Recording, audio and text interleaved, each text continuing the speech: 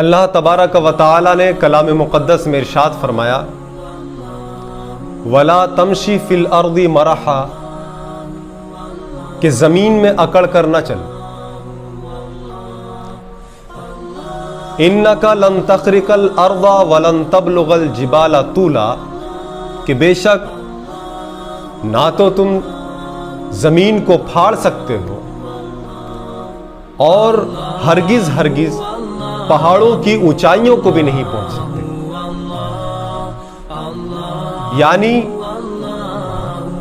بندہ اپنے اندر اکڑ کر چلتا ہے اور وہی اکڑ کر چلے گا جو اپنے اندر غرور اور گھمنڈ لیے ہوگا، جو تکبر لیے ہوگا.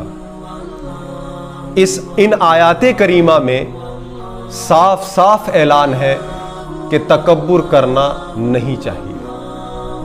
تکبر بہت بڑا گناہ ہے، پروردگار عالم ایسے شخص کو پسند نہیں فرماتا ہے.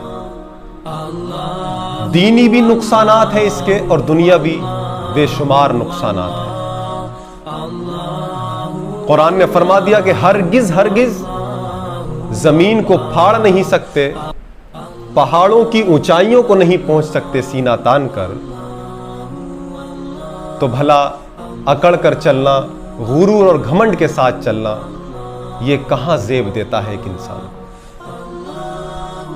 جبکہ اس انسان کی حقیقت اتنی ہے کہ جب یہ دنیا میں آتا ہے، نومولود بچہ ہوتا ہے، اس وقت دوسروں کے سہارے سے اسے غسل دیا جاتا ہے، اور جب انتقال کر جاتا ہے تو انتقال کے بعد اس کے ہاتھ میں اتنی طاقت نہیں ہے کہ وہ اپنے اوپر کی مکھی کو بھی ہٹا سکے. غسل دوسرے دیتے ہیں، کفن دوسرے لوگ پہناتے ہیں، اور کاندھے پر رکھ کر کے اسے اس کے منزل حقیقی قبرستان تک لے جاتے ہیں، اور اپنے ہاتھوں سے لوگ قبر کے اندر اتارتے ہیں. جب مٹی دینے کی باری آتی ہے، مٹی دینے کی باری آتی ہے، تو اس وقت یہی آیت کریمہ پڑھی جاتی ہے. قرآن مقدس میں اللہ تعالیٰ نے بیان فرمایا منہا خلقناکم، اے جانے والے بندے تو جا رہا ہے تو سن لے، اسی مٹی سے اللہ تعالیٰ فرماتا ہے اسی مٹی سے ہم نے تمہیں پیدا کیا. اس مردے کو مٹی دی جاتی ہے تو اس مٹی پر ڈالتے وقت یہی دعا پڑھی جاتی ہے، لیکن وہ مردہ، وہ میت اپنی زبان حال سے وہ تمام مٹی ڈالنے والوں کو کہتی ہے کہ اے مٹی ڈالنے والوں، تم میرے اوپر مٹی ڈال رہے ہو اور اپنے زبان سے یہ دعا پڑھ رہے ہو منہا خلقناکم وفیہا نعیدکم ومنہا نخرجکم تارۃ اخری. ذرا ڈالتے وقت تم بھی غور کرنا کہ میں تو جا رہا ہوں اس مٹی کے نیچے، حقیقت یہی ہے. اپنی نگاہوں سے دنیا کے لالچ کے پردے کو ہٹاؤ، تکبر کے اور انانیت کے پردے کو ہٹاؤ. جو تم دعا پڑھ رہے ہو ذرا اس پر غور کرو. مردہ زبان حال سے یہی کہتا نظر آتا ہے منہا خلقناکم. اللہ فرماتا ہے ہم نے زمین ہی سے تمہیں پیدا کیا، وفیہا نعیدکم، اور اسی میں لوٹا دوں گا، ومنہا نخرجکم تارۃ اخری، اور اسی مٹی سے، اسی زمین سے کل قیامت کے دن تم کو اٹھاؤں. یہ ہے حقیقت انسان کی. مٹی میں جا رہا ہے تو غرور کس چیز کا، گھمنڈ کس بات کا، تکبر کس چیز کا؟ تکبر کسی بھی چیز کا صحیح نہیں ہے. اللہ تعالیٰ نے اگر آپ کو اولاد دی ہے تو آپ اللہ کا شکر ادا کیجیے. اللہ تبارک و تعالیٰ نے اگر آپ کے بازوؤں میں طاقت دی ہے تو اللہ تبارک و تعالی کی بارگاہ میں سجدہ ریز ہو جائیے اور اس کا شکر بجا لائیے۔ اگر اللہ تعالیٰ نے آپ کو مال و زر سے نوازا ہے، آپ کو کھیت اور کھلیان عطا کیے ہیں، اللہ تبارک و تعالیٰ نے اگر آپ کو سونے چاندی دیا ہے تو اس کی زکوٰۃ نکالیے اور اللہ تبارک و تعالیٰ کا شکر ادا کیجیے۔ یہ اللہ کی نعمتیں ہیں، جو اللہ کی نعمتیں آپ پر آئی ہیں، لہٰذا اس پر غرور نہیں بنتا، بلکہ ایک پکا سچا مسلمان، اللہ تبارک و تعالیٰ کا بندہ، وہ نعمتوں کو پانے کے بعد تکبر نہیں کرتا، نعمتیں ملنے کے بعد سجدہ ریز ہو جاتا ہے اور اللہ تبارک و تعالیٰ کا شکر ادا کرتا ہے۔ قرآن مقدس میں اللہ تعالیٰ ارشاد فرماتا ہے لَإِن شَكَرْتُمْ لَأَزِيدَنَّكُمْ، اگر تم میری نعمتوں پر شکر ادا کرو گے تو میں تمہاری نعمتوں کو ضرور بھی ضرور بڑھا دوں گا، اور اگر تم نے میری نعمتوں کا انکار کیا، کفران نعمت کیا، تو یاد رکھو میرا عذاب بڑا سخت ہے۔ تو اللہ کی نعمتیں ملے، گاڑی ملے، زر جواہرات اگر اللہ تعالیٰ نے حلال کمائی میں آپ کو عطا کیے ہیں تو آپ اللہ کا شکر ادا کیجئے۔ عاجزی اور خاکساری کے ساتھ لوگوں سے ملیے۔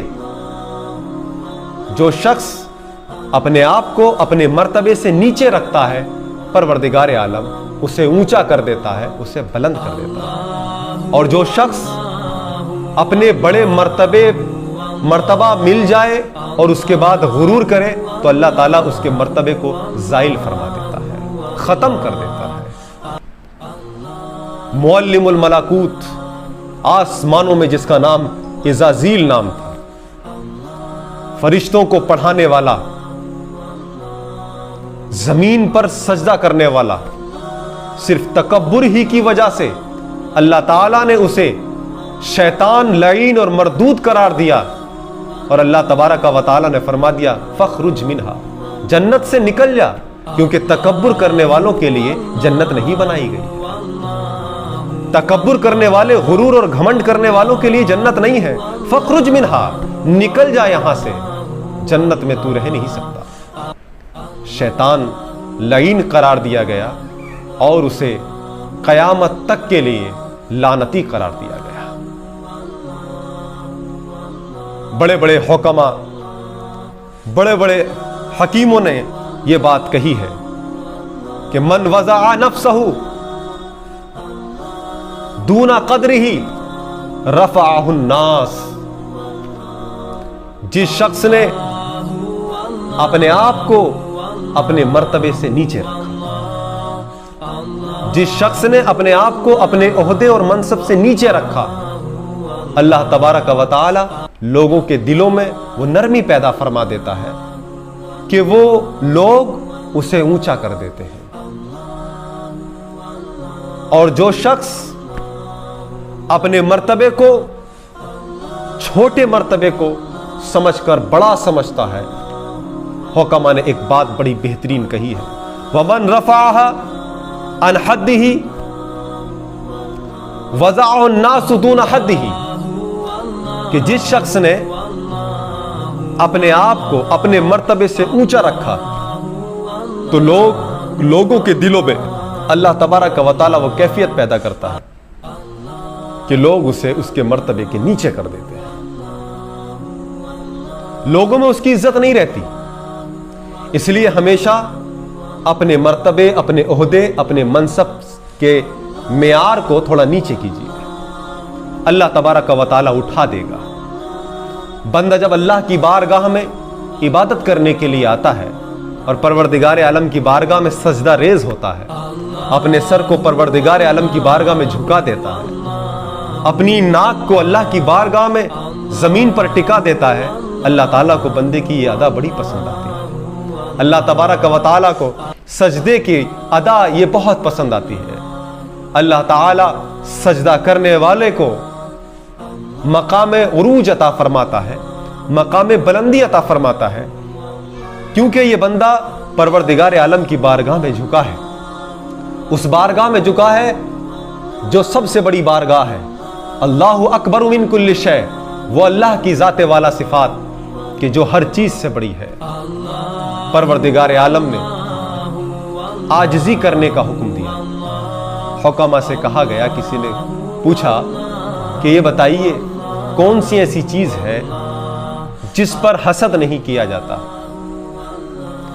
جس پر حاسدین حسد نہیں کرتے؟ کہا کہ متواضع، یعنی جو تواضع کرنے والا ہوتا ہے، اپنے آپ کو اپنے مرتبے سے نیچے رکھنے والا ہوتا ہے، اس پر لوگ حسد نہیں کرتے۔ لیکن اگر کوئی شخص غرور کرنے لگ جائے، لوگ کہیں گے کہ دیکھو یہ جو ہے گاڑی لے کر کے آیا ہے، زمین و جائیداد لے کر اس کے پاس ہے، تو یہ اس پر غرور کر رہا ہے، لوگ اس پر حسد کرنے لگتے۔ لیکن تواضع ایک ایسی چیز ہے، عاجزی اور خاکساری ایسی چیز ہے جس پر حسد نہیں کیا جاتا۔ اس لیے میرے غیور مسلمانوں، قرآن مقدس نے ایک ایک پہلو کو بیان کر دیا ہے۔